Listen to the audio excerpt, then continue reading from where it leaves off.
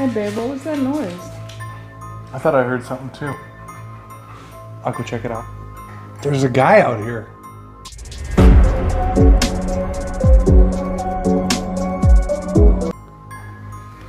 I think it's your ex.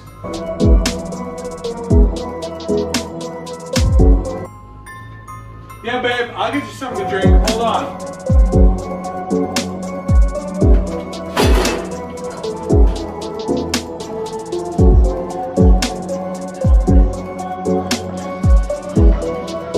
Yeah babe, I really love these Jason movies. Dave, you wanna watch a movie?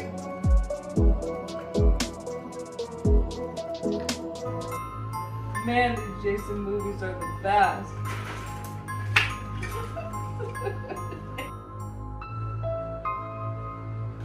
Hey everybody, welcome to another episode of our Drunken History. This week we are celebrating Halloween. We got Halloween in a few days, so we figured nothing better than to do an episode on the history of Halloween and how it got started. It's one of those holidays that there's kind of debate on actually how it got started. And doing the research and going through it, it's actually really a holiday that takes influences from several different cultures and religions, traditions. They all kind of got combined into one, really. To Halloween? Halloween, yeah. What it is today. Yeah, and now it's gotten to be where it's a holiday that's Halloween as we celebrate it now. Has kind of been started to be celebrated around the world now. Yeah.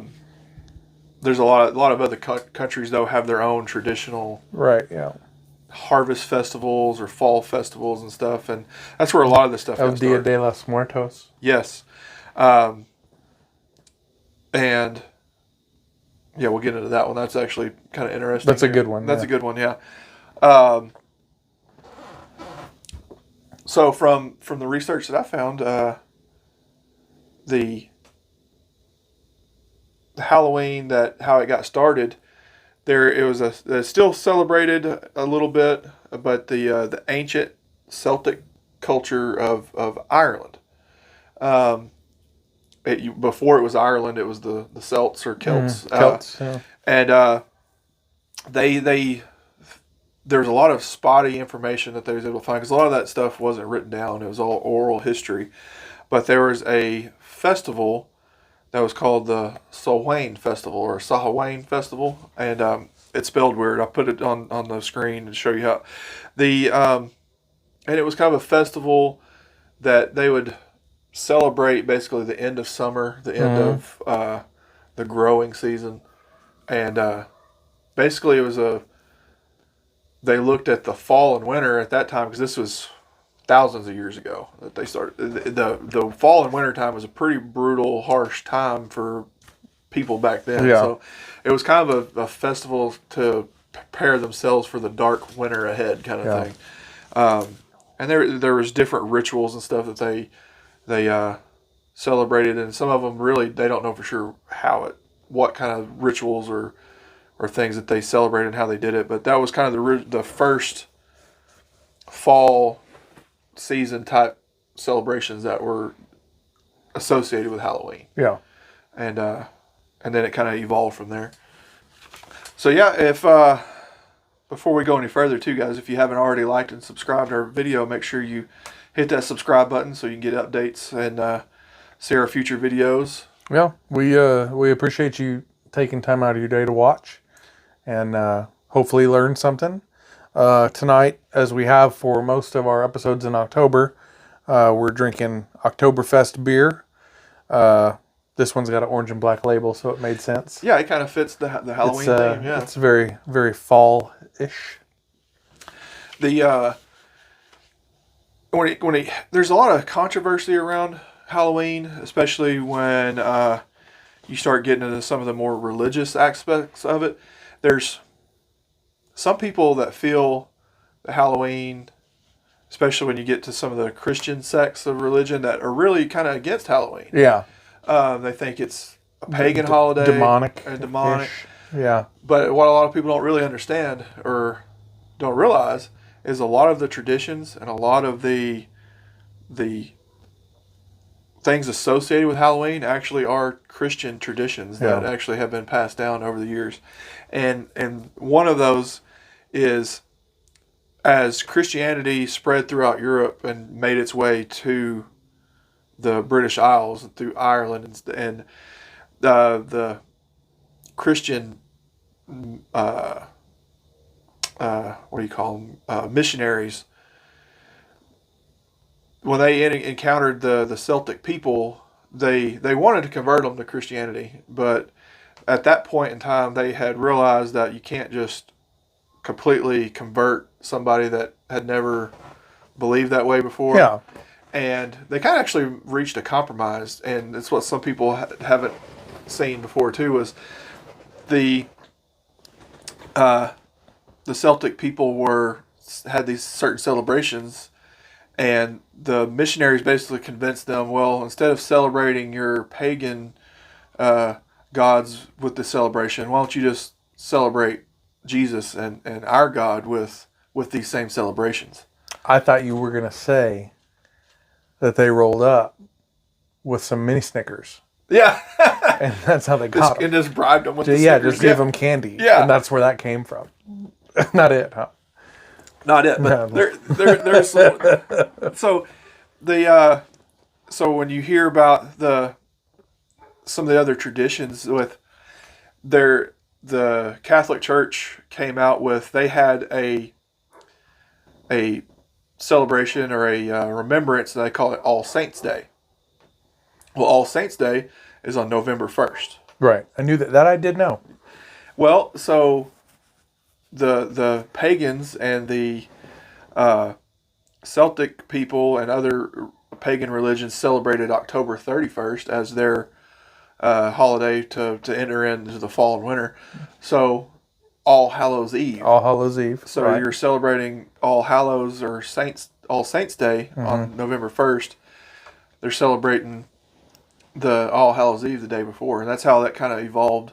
They've combining Christian and pagan elements into one holiday season kind of thing, and it was actually just kind of a compromise that they reached with these people back then to be able to get them in the club. Well, and so that way they wouldn't totally wipe out their traditions that they had over. That's actually really shocking, because I know for a long time, like, if you didn't convert, you were slaughtered. Yeah, essentially. And I think at that point they kind of realized that they couldn't continue on that practice as much like that. I think they still did after that, but they were trying to.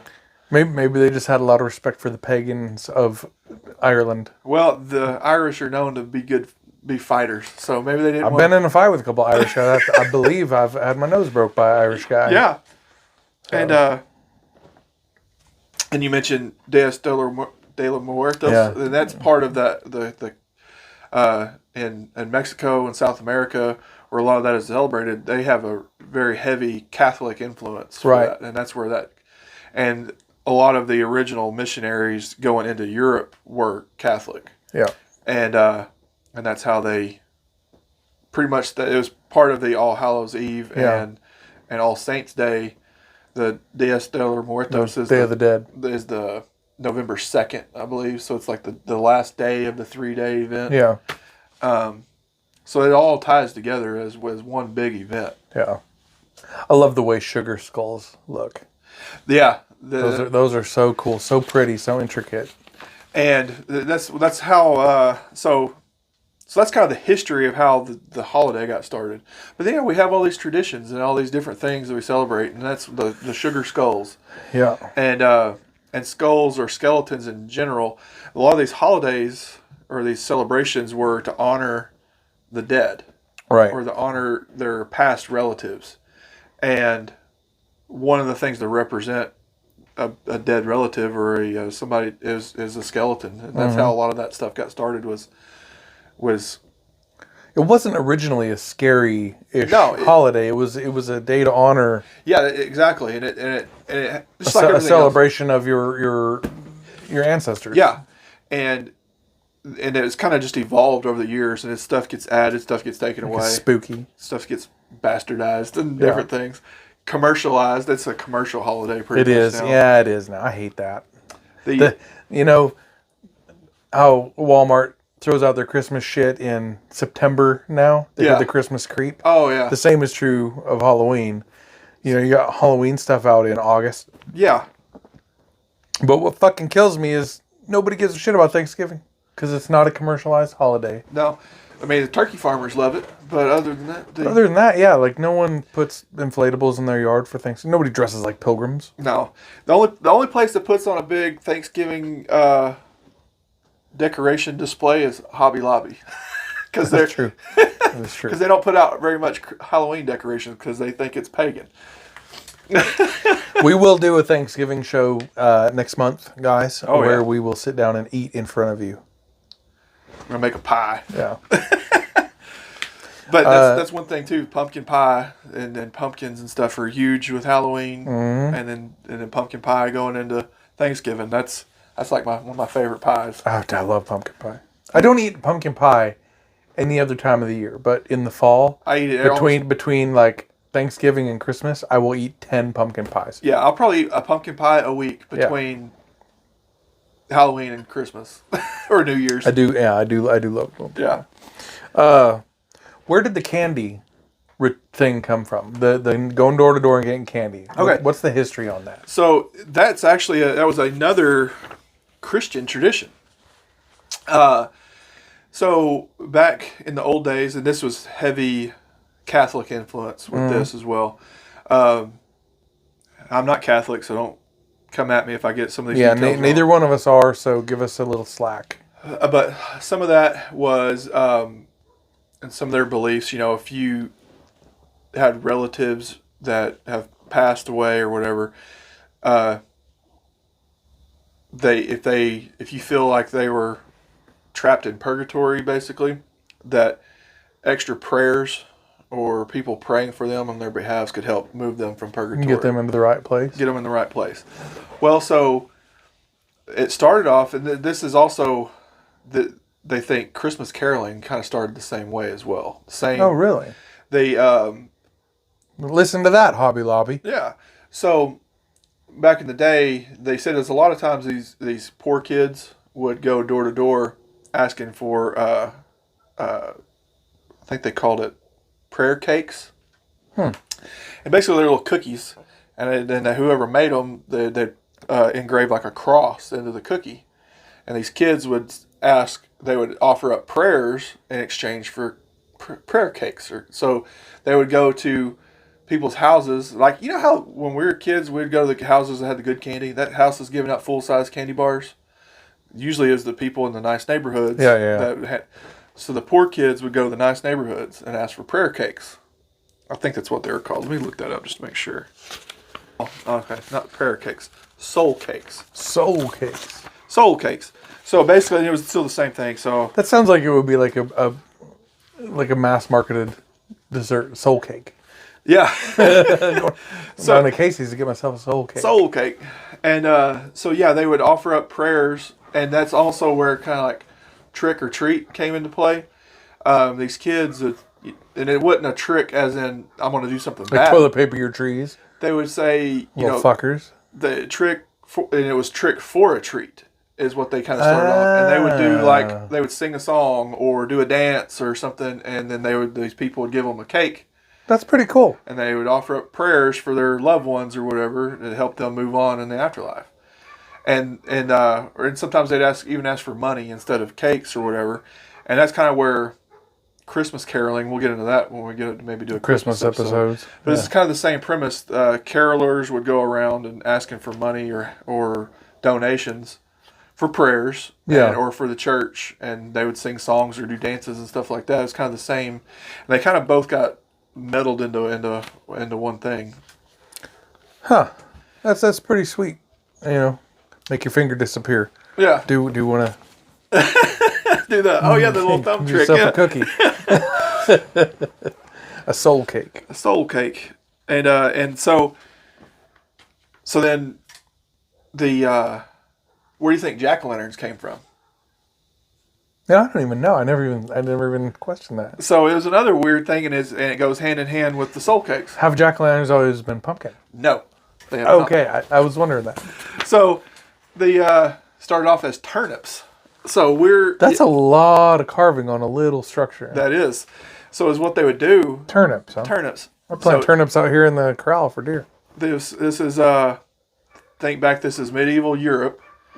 A lot of the crops they grew was turnips, and they would Didn't know that. Yeah, well, because it's a cold hardy plant. It can grow in cold. A root vegetable. Root vegetable, yeah.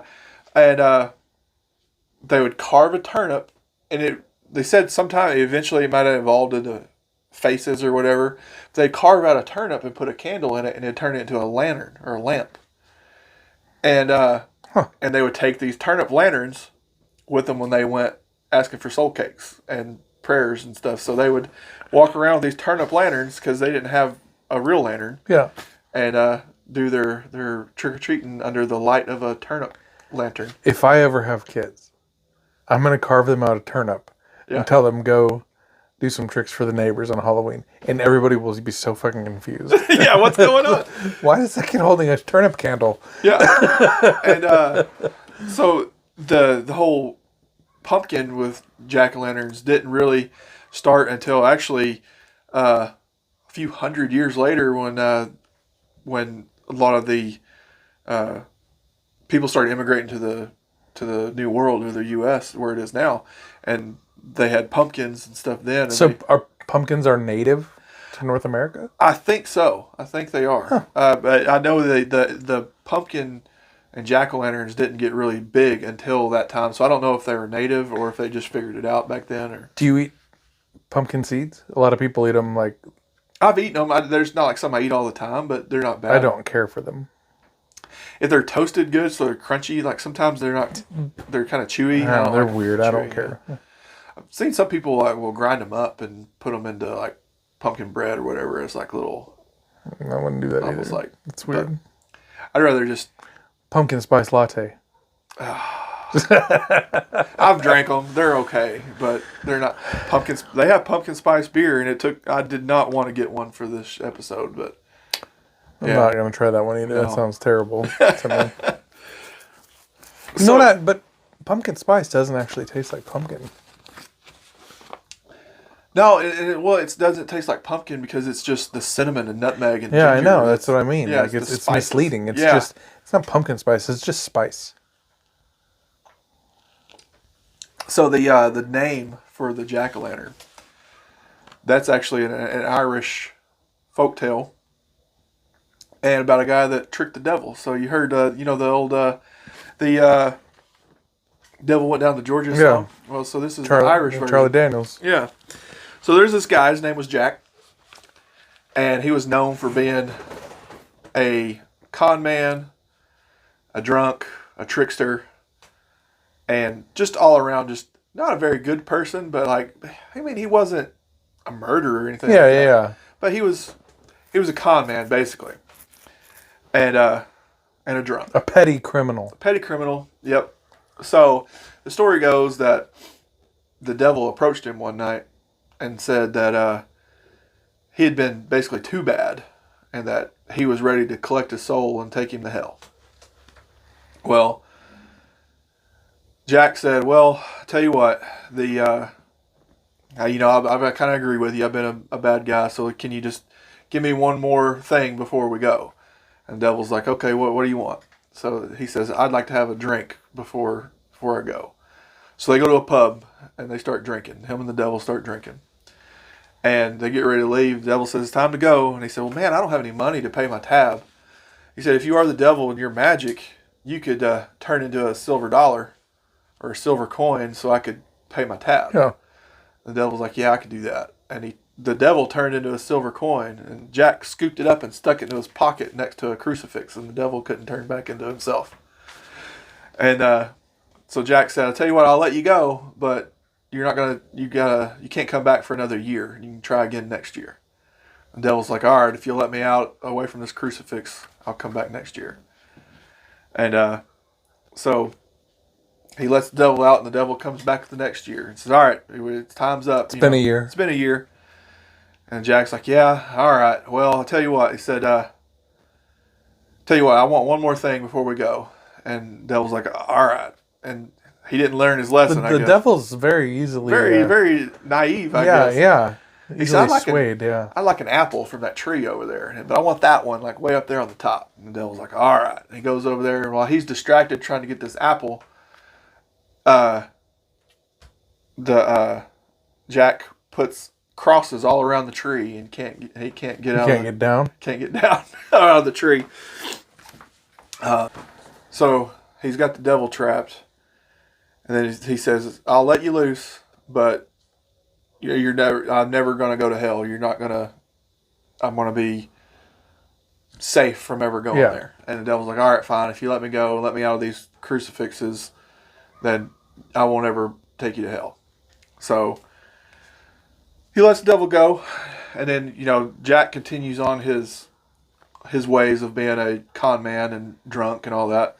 Eventually, he dies, and when he dies, his soul goes up to heaven, and because he knows he's safe from going to hell, and he finds himself outside the gates, and God turns him away and says, "You live too bad of a life to make it into heaven." Yeah.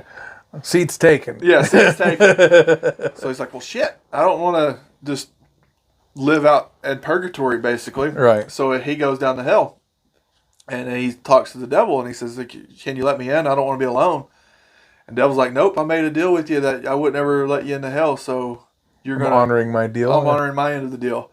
And he says, "Here, I'm going to give you this basically a torch, and you can carry it around in a I don't know if it was a turnip is what it was though. Then he gave him a turnip with an ember from hell in it that glowed in the dark. And he said that way you can light your way while you're wandering around alone in the dark forever." Yeah.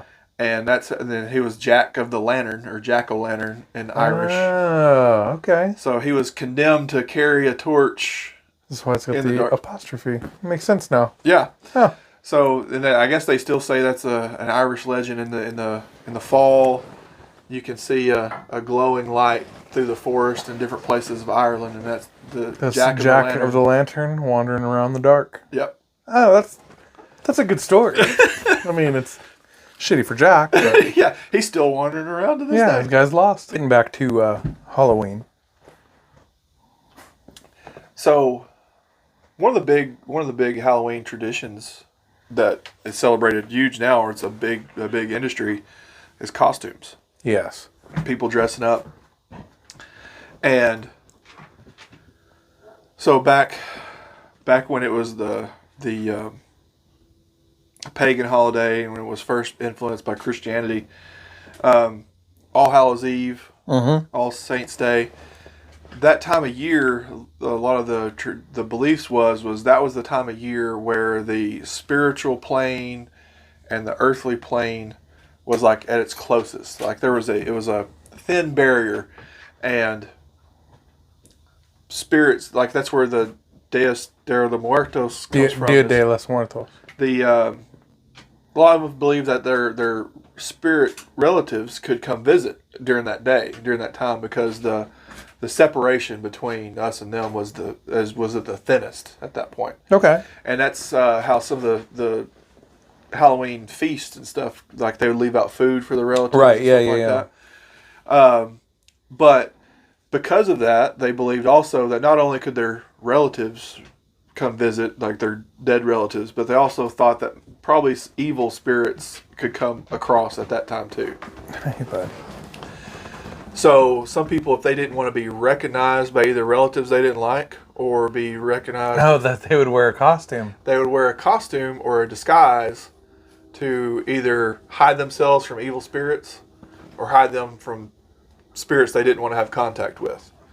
So during those times, they would wear the costumes. And then also the kids started picking up when they did the caroling for soul cakes, the trick-or-treating for soul cakes. They would wear costumes for that, though, as well. And then it kind of just started evolving to more and more of the costumes and stuff that is now, where they would... that makes sense. Yeah. So, as you were growing up, What was your favorite costume you wore?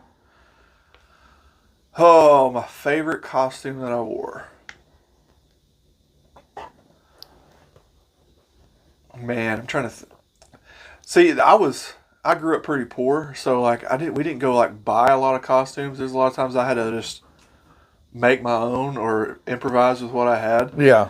And there was a couple times I just wore camouflage and said I was a bush, or I was a deer hunter, or I was a I said I was Can't see me. can't see me. I'm in camo. I was John Cena. That's right. I'm trying to think. I think one of the ones I actually did have a costume. We was talking about the last episode. I dressed up as Dracula one year. Yeah. And I had face paint. I had the white face paint with like lipstick? blood. And Did you wear lipstick? no, I don't think I wore lipstick. I had it was like white and black. I had like the black around my eyes, and I had a cape. Do the widow's peak? I think I just had it slicked back with like gel to slick back, and then. But yeah, I had I wore like all black. Like I just had a black turtleneck and just had one of those cheap plastic like poncho capes. That So you weren't really Dracula. You were just confusing. Yeah. Yeah. People were like, something's wrong with that kid. Give him a candy. Somebody give that kid a Nilla wafer and get him the fuck out of here. Yeah. Oh man, the freaking black licorice. What? Yeah. I remember one thing, like the mall in Billings used to do with it. They still may, where all the stores open after hours and they hand out candy and like all the kids just get in a line and go around. Oh yeah.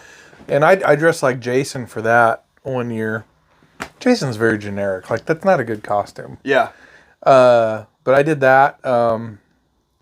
One year, I don't even remember what the hell I was, but I went out with 3 of my friends. And we left. We met at my dad's house, and we made it 7 fucking miles out to my friend's uncle's house. Wow. And we legitimately filled pillowcases. We had to get a ride back into town from his uncle. Yeah. I don't remember what I was for Halloween that year. I just remember there was like a little bit of snow on the ground, and it was cold, and we were out, and man, we stayed out, and it was a school night.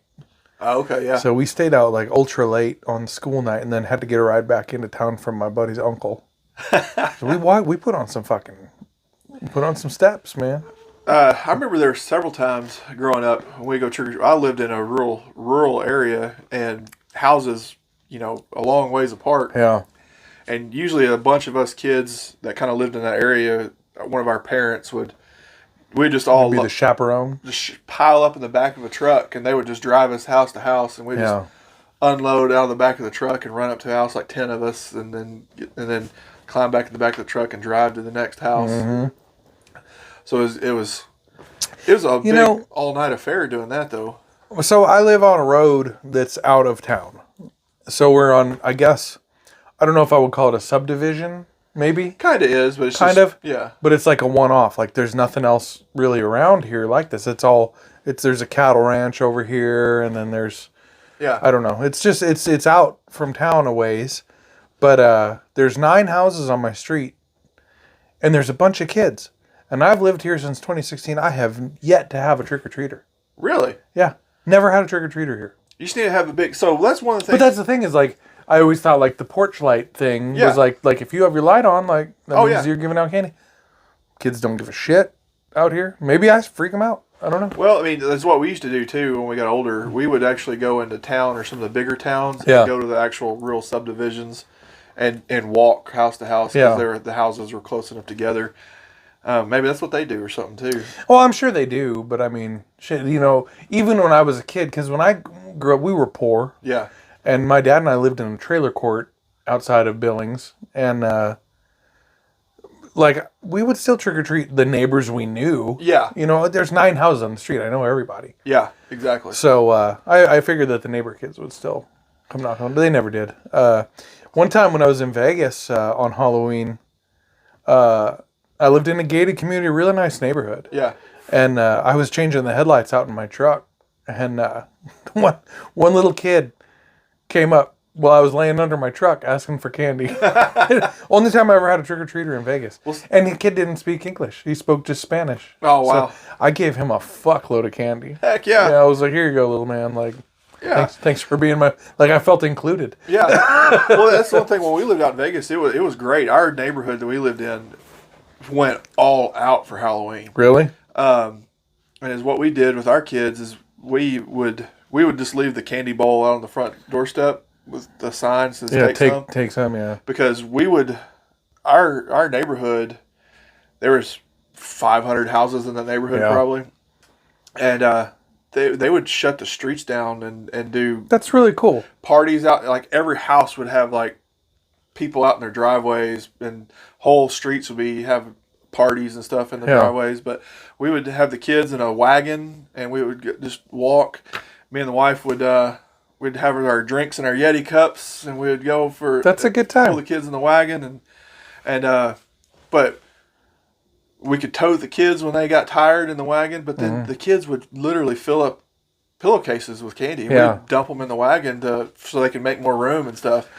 And but there's a couple places that set up full-on haunted houses in their backyard and stuff, and you would go up to trick or treat, and then you would go through their haunted house and come out of their back gate and stuff. It was great. They would have light shows and all kinds of stuff out, and this was in middle of Vegas, and residential area in Vegas. Residential area, yeah. And we've actually talked about going to Vegas and visit some of our friends for Halloween, just so we could take the kids trick or treating out there again. That's cool. That'd be a neat idea. It was nuts. We never, and I haven't seen anything duplicated like it since. One of the best Halloweens that I ever had was after I joined the Air Force. They had like base patrol basically and base housing on Seymour Johnson Air Force Base in North Carolina. Yeah. And me and my buddies all signed up, and we just, walked around making sure everybody was safe and seeing just the kids and all their costumes. That was one of the greatest times I ever had. Oh, yeah. Was just, basically supervising a bunch of kids and making sure that nothing bad happened to them. But really inventive costumes, man. There was a kid that dressed like he was a NASCAR driver, and his dad had built him a NASCAR. Oh, that's awesome. Out of a Power Wheel bike. They built it was the whole frame and everything. It was neat. When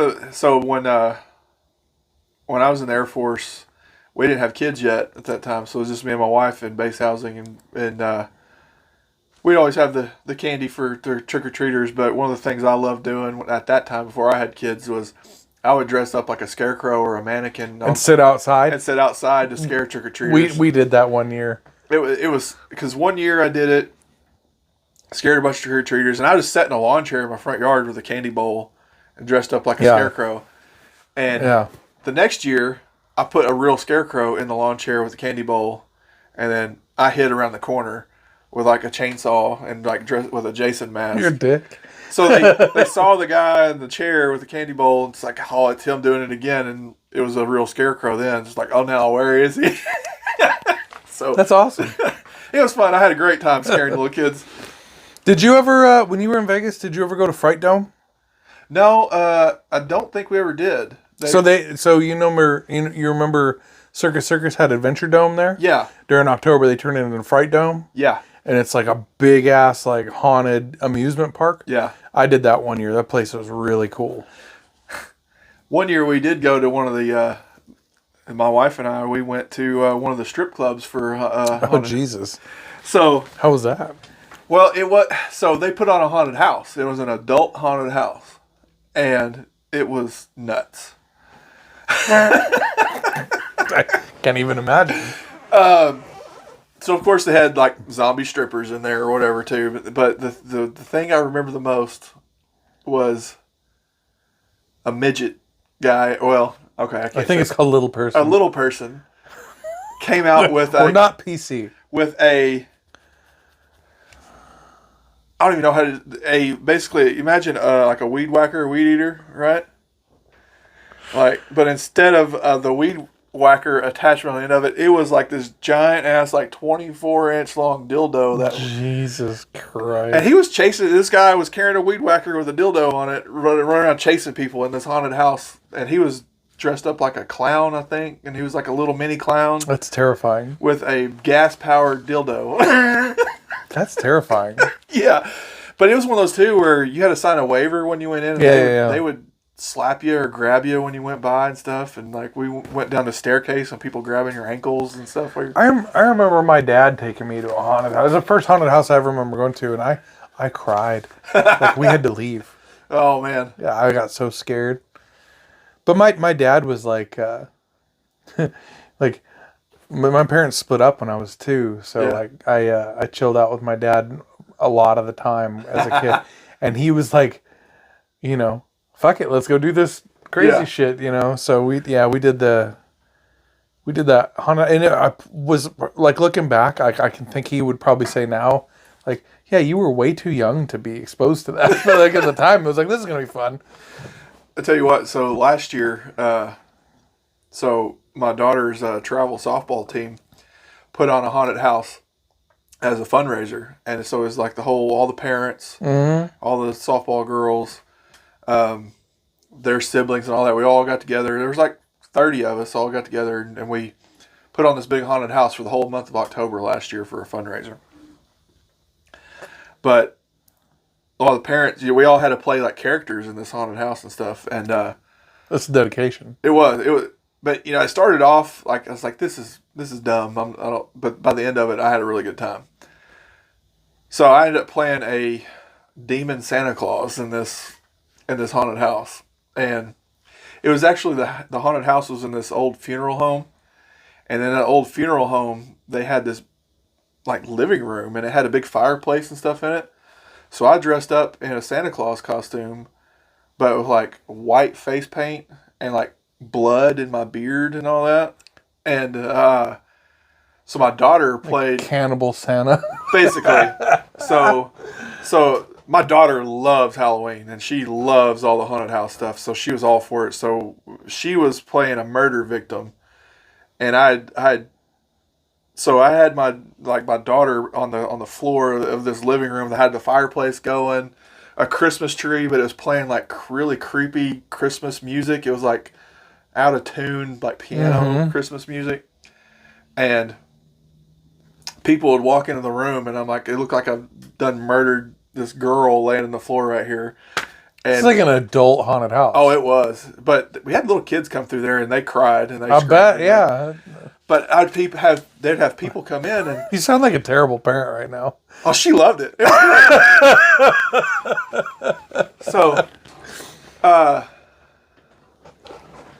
So we'd have people come in the room and you know and I would say like, this is what I do to naughty kids or whatever. Jesus Christ, dude. And people would flip out because they thought it was insane. Yeah, that's like a Rob Zombie idea, man. Yeah, and I had full-grown adults like flip out and run out of this room from having the creepy Santa Claus, because I'd say, well played. There was this one group. It was all these like 20-something-year-old women walked in, and like there's like 4 or 5 of them. And I said, one of y'all has been naughty, and like I looked at them and then I pointed and I was like, you're, and she's like, no.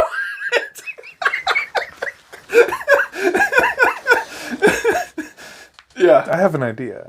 We'll talk about it off camera. Oh yeah, we do that. But no, it was great. So we did that, and then I did out in the parking lot. I got a chainsaw and was chasing people around in the parking lot. When they showed up, I would walk around the building with the blue jumpsuit, the skull mask on with the chainsaw. So, but it was fun. They raised a lot of money for that. There was people.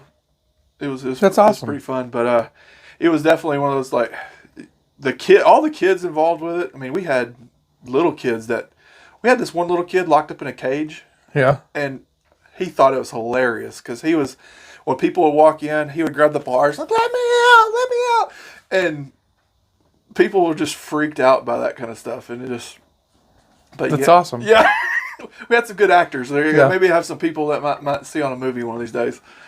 But it's awesome. But yeah, so all the haunted houses and stuff like that, that's kind of what's came. I love haunted houses. I wish there was some better ones around here. Yeah. There's that haunted house, I think it's in Tennessee, where you have to sign like a 40-page waiver. Really? To go through this haunted house, and nobody has ever finished it. but it's one of those things where it's like they can do anything to you. Like they can hit you. Going to SEER school. Yeah, basically, if you know anything about SEER school and how like they do the POW reenactments and training and stuff, that's basically what it sounds like. They've like grabbed people and handcuffed them and put them inside refrigerators and stuff like that, and dumped like pig blood on them and stuff, and like it's wild. You have to look it up online. I will check this out. We'll put it. Now I want to go. But they say if you can finish it, it'll give you like $10,000. But there's no designated end to it though. It's almost like a trick, because they said there's people spent hours in this thing before and haven't figured out how to get to the end of it yet. But sounds like a good time. They said there's people had to go to therapy afterwards after this, because like they kidnap you and like torture you and different stuff, and like that's part of this waiver. Like they can do anything to you that they want while you're in this place or whatever. Yeah, that seems like a lawsuit waiting to happen though. Yeah, but evidently it's people go to it every year to saying they can beat it and they don't. It's I would like to try. Yeah, I'd like to push my limits. Whew, I don't know. Yeah, but it's pretty. Well, I'll put a link of this, or I'll put a link to the website on that place. I want to. I've never heard a picture of this, of it up on there. I'm curious. Yeah. Huh. But yeah, so I mean, we went over the trick or treating and jack o' lanterns. There is. It's a. So let me ask you one more kind of offshoot question. You know, you got your normal Halloween characters. You got your vampire, you got your werewolf, you got your mummy, you got Frankenstein, you got whatever. Which one do you like the best? Oh, well, man, I don't know which one I like the best. The first thing I thought was Frankenstein. Because they kind of credit Frankenstein with being really the first depiction of a zombie, and Mary Shelley. Yeah, when they created that character, made from the dead body parts or whatever. But man, the classic vampire is a good one, or the werewolf. I was always a werewolf fan. I think it comes from being a dog person. Yeah, more than anything, but. That movie Silver Bullet. Okay, yeah. I still love that movie. That's a Stephen King inspired movie. I don't know if any of you guys have ever seen it, but it's kind of corny. It's a Gary Busey movie. Yeah. But it's a good movie for Halloween series movies genre. I think one year I went as a mummy. Yeah. And I just got a bunch of toilet paper and wrapped it around me and all that. I had my sister wrap me all up in toilet paper as a mummy. Yeah. And then I got wet and it all fell apart. And it all just one ply, huh? Yeah. It was cheap stuff. Cheap shit. We were poor. We wiped with our hands. Yeah. That was what's crazy too about that time period too. There's a lot of the monsters that are depicted with Halloween, really a lot of them all kind of came about or were developed during the Victorian era. Mm-hmm. That's why they say a lot of the stereotypical haunted houses that you see in movies or pictures of, it's a Victorian style house. It's a big Victorian style house. That is true. Yeah, I never thought about that, but that is true. But yeah, like you say, Mary Shelley, Bram Stoker, Edgar Allan Poe, those are all big time authors and influencers of the Gothic and the supernatural type stuff, and it was all kind of around the same time period when those stories came out. And when Dracula, the story came out, we talked about Vlad the Impaler last week. There was a kind of an upheaval of people. It was like when we talked about the Salem witch trials. There was kind of a mania about witches at the time. They went through a period of vampire phobia at the time, and back then, for whatever reasons, somebody had dug up a grave and noticed how the body looked bloated, like it had eaten. Yeah. And the hair looked like it had grown and different things. They didn't understand that kind of stuff Death. back then. Yeah. So they thought the corpse was still alive. Right. And it was a vampire coming back from the dead or whatever. So that's where the whole vampire in the coffin, Yeah. Dracula sleeping in the coffin thing comes from? Yeah, exactly. Okay. But then there got to be a thing where people were basically re-killing dead people. So they would Desecration of a corpse. basically, and so they would dig up fresh graves like 3 or 4 days later and stab them in the heart with a stick, and that's kind of where the stake through the heart stake thing. through the heart thing. They were re-killing dead people because they were afraid they were trying to come back as vampires. Did the garlic thing come from like the smell? They had to hide the smell? I don't know. I don't remember about the garlic. I think it was just because it smelled bad, and like it was one of the things that vampires had a strong sense of smell or something, and it was supposed to be to ward them off. But that's so the I can't remember her name. It was a queen. It was like in Germany, I think, at the time, or it may not be on here. I'll put her name on there. But there was a prominent ruler of one of the areas of Europe. I can't remember who it was, but she had to issue basically a decree that to tell people to quit digging up graves and stabbing dead people because it was basically sacrilege or desecration of corpses because people were afraid that they were vampires, but she had to tell people to knock that shit off. I wonder, did they ever come across someone that's still alive? Well, and I think some of that came to it because that made me like I could see the zombie thing coming from the same type of story. Well, there was at about the same time, because there had been cases where they had seen claw marks on the inside of coffins and stuff. George Washington's first wife. Oh, really? Yeah. I didn't know that. Yeah, she was buried alive, and like they exhumed her years later, and she had woke up and like clawed. Oh, wow. Yeah. Well, so like you hear the term, you say you work the midnight shift, and they say that's the graveyard shift.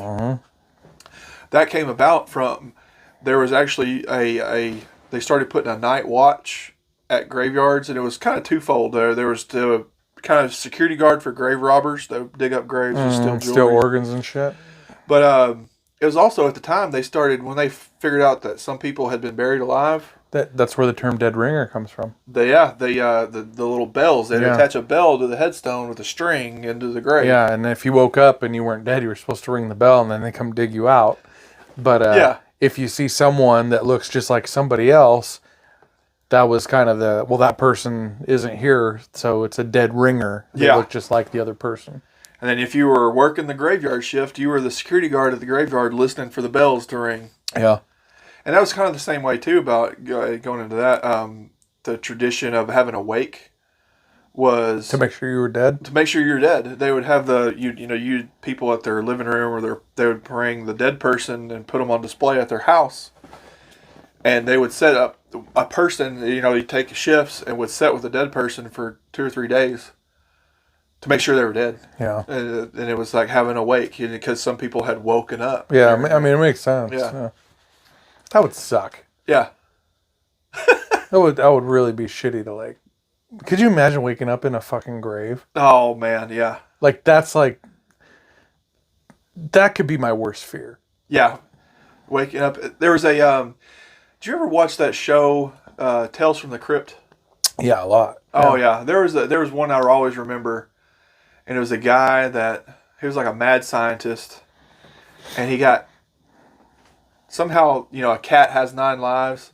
He was like a magician, and somehow he got this.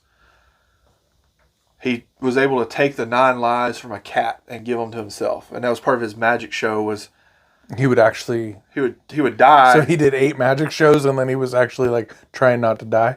Yeah.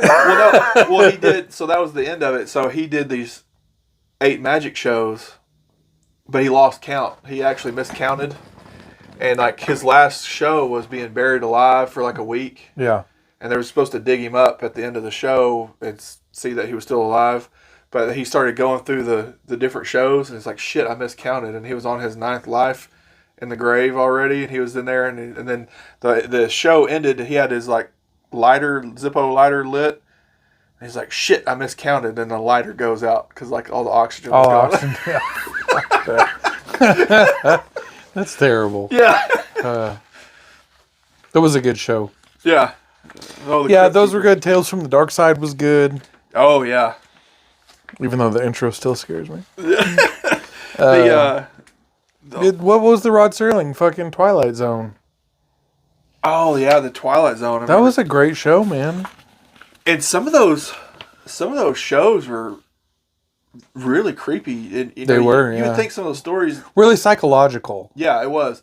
Well, you got to think, too, back then, the special effects, it had to be really good storytelling and really good emotional... That's the thing about... I love horror movies. Yeah.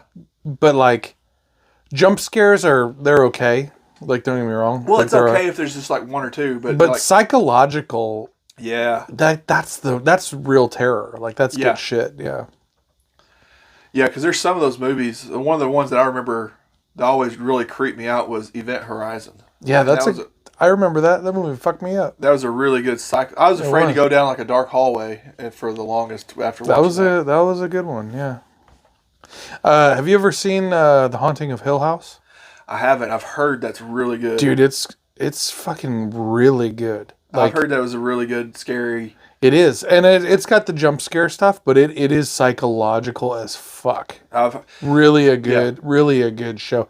And they did a second one called The Haunting of Bly Manor, and it took place in England. Yeah.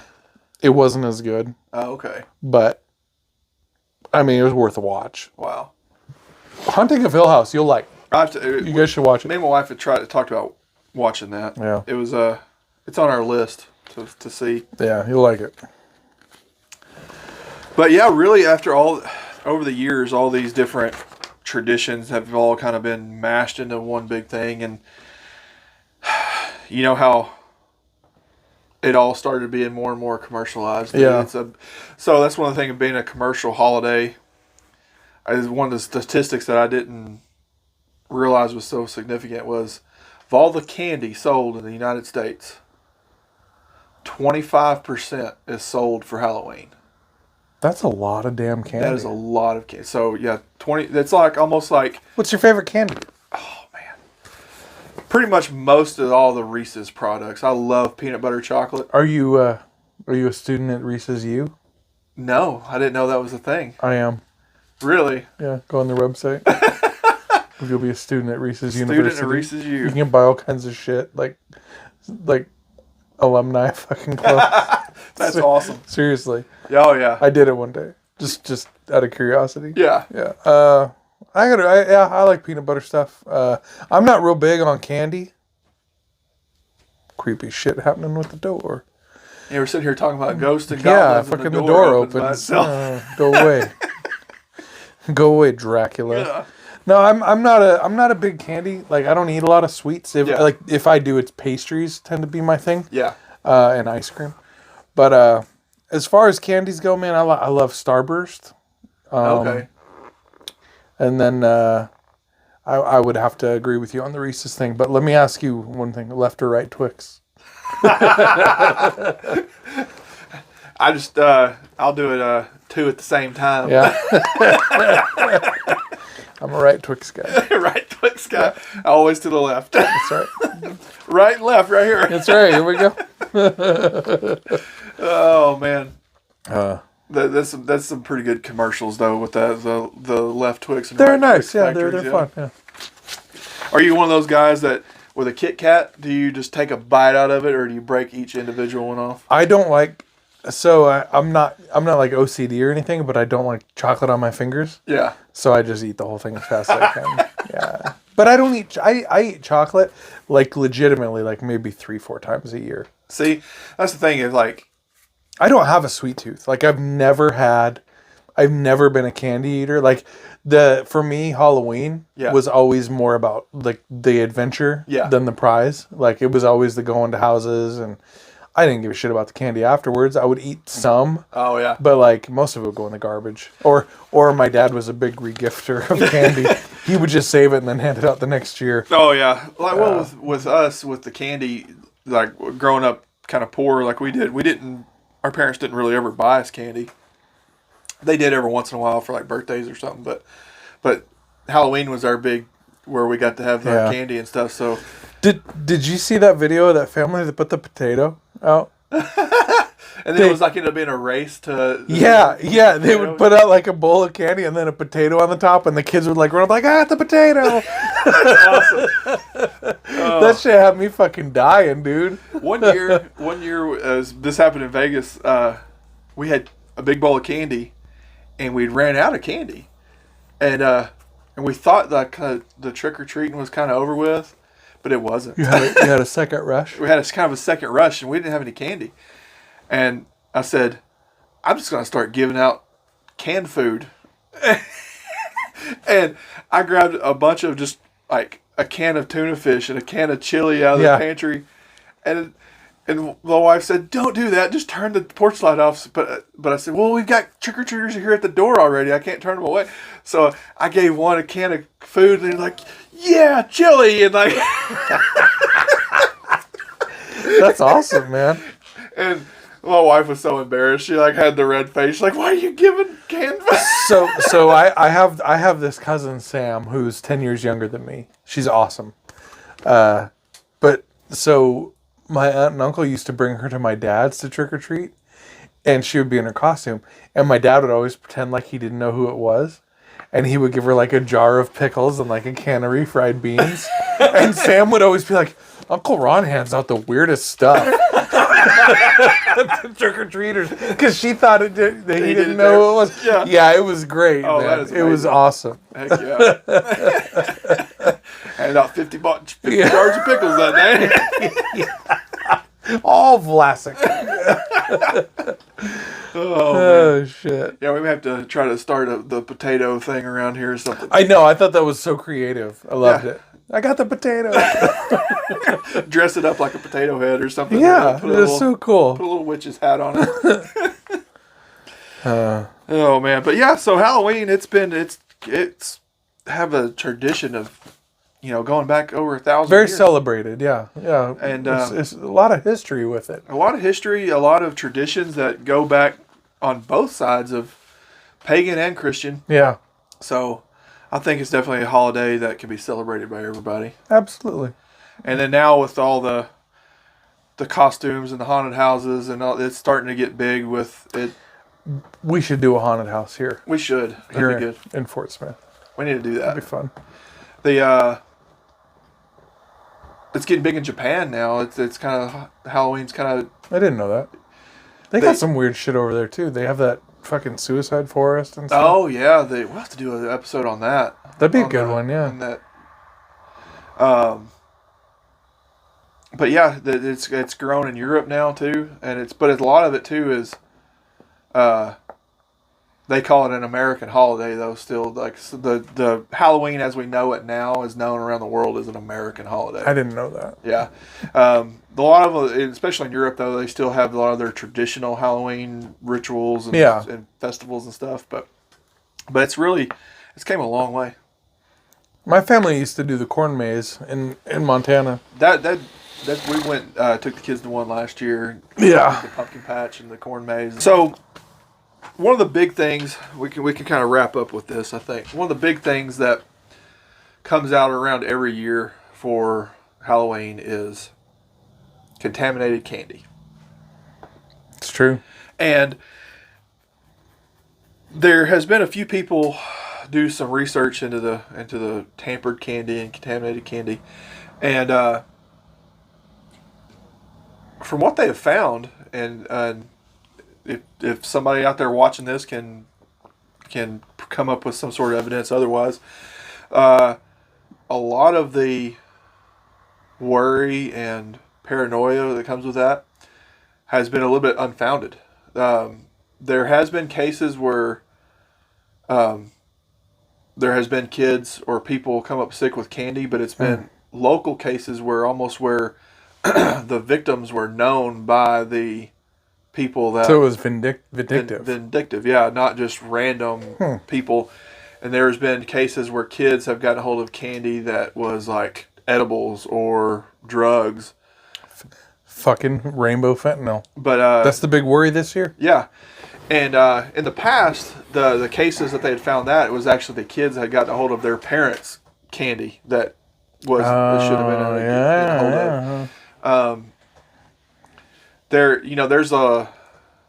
of. You always hear the rumors of razor blades and an apple or whatever, but there's as far as I'm aware, and from what the research that I saw, like there actually hasn't been any legitimate instances of that actually happening for Halloween. It's just yeah, but it's still a good idea though to, like they always say, don't get homemade candy or treats from people you don't know.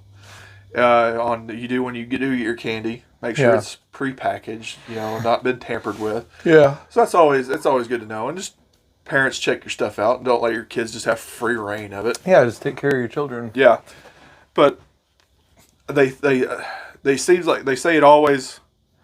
This time of year, every year, you hear more and more stories, but they said some of those stories may seem like they are more to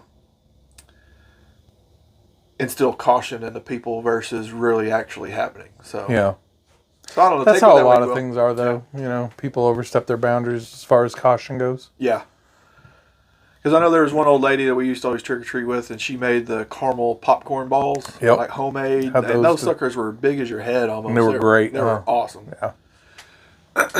We're gonna throw those in. Yeah, no, I got real caramel apples a couple times on Halloween, and they were amazing. Heck yeah.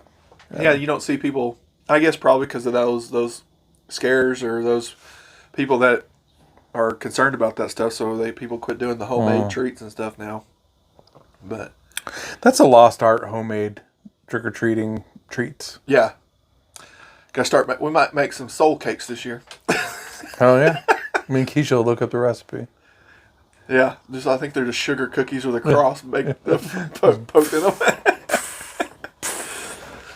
Oh, man.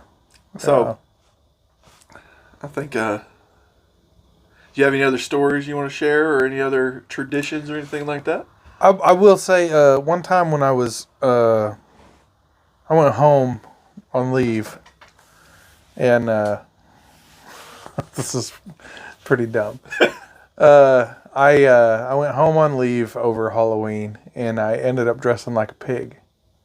And I was like, it was one of those big inflatable costumes. Oh, yeah. And it was like the original one, though. I was the first person I ever knew that got one of those. I got a big giant chicken. That's one of those. Yeah. I mean, but I was the year before all that. Like everybody got them the next year, but that first year it was just me. Yeah.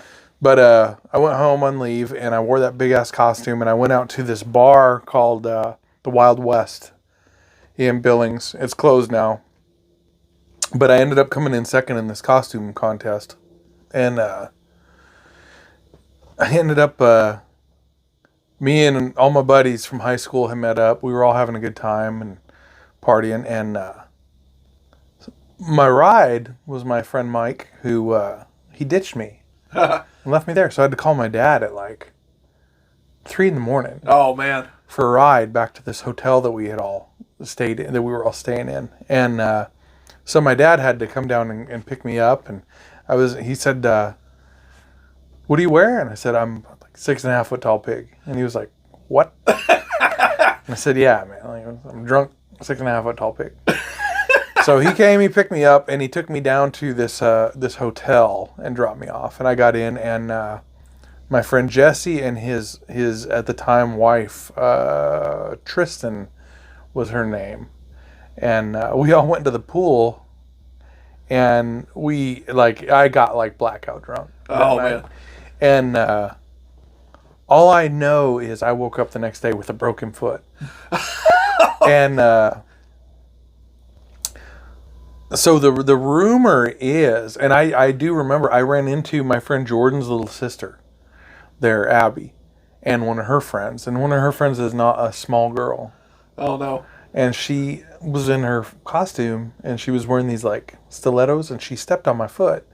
And dressed like the pig, I was wearing flip-flops. And it fucking exploded a metatarsal. Oh, man. And so when I got back to the base, I went to the hospital. And they x-rayed my foot, and they said, your foot looks like a firecracker went off in there. It's just bone fragments everywhere. Oh, no. So I get 10% VA disability for that. Because I had to climb all those ladders on F-15s after. Yeah. And yeah, all the boarding ladders and shit. And yeah. I'm honestly not sure how my foot broke. But that's the story. Oh, man. This little piggy went wee, wee, wee. All the way to the VA. Yeah, so that's my one grown up Halloween story. Man. That's pretty good. Yeah. We have, Keisha and I are both really big Halloween fans, but I mean, we're in our late 30s, so it's like, yeah. What do you do? We don't have kids, so. Yeah, you have to, yeah, you have to put on like a big, maybe since you said the kids around here don't really trick or treat much, maybe do like they did in Vegas and have you like a big block party out here for Halloween. I've tried. These neighbors are not down. Not down to clown, huh? But I have an idea. We'll talk. Okay, we'll do it. Well, guys, thank you so very much for tuning in. We hope you enjoyed this episode about Halloween. And we hope you enjoy your Halloween. Yeah, make sure you have fun. Be safe out there. Make sure you have a plan. There's always a lot of Halloween parties. Oh, I got one more. Okay. When I was in the Air Force, we went to, do you remember Stoney's? Yeah. Country bar? Yeah. We went for Halloween one time. And it was me, it was like 6 of the guys I was in the Air Force with and their girlfriends and stuff. Yeah. And we thought there was going to be like this big Halloween party there. So we dressed up. And we went down to Stoney's, which is it's a country bar. Yeah. We were the only motherfuckers in there dressed in costumes. And it was us in costumes and like 400 cowboys. They all dressed up as cowboys.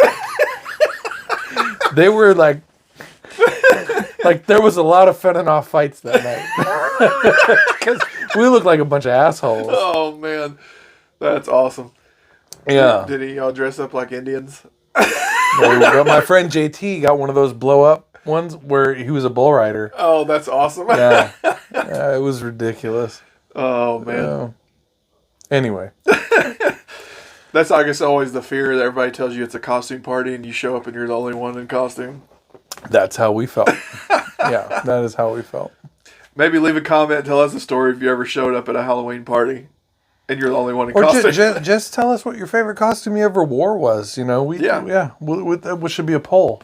There we go. Yeah, the favorite Halloween monster we can. Yeah, that'd be a good one. Yeah, we can put that on a poll. We can vote on it. Yeah, we'll stick that on the YouTube community tab, and then also on maybe on Twitter. We'll do a Twitter poll. Oh yeah, Twitter. Yeah. Guys, again, thank you very much. We appreciate you. Be safe. Hit like, hit subscribe, share with a friend.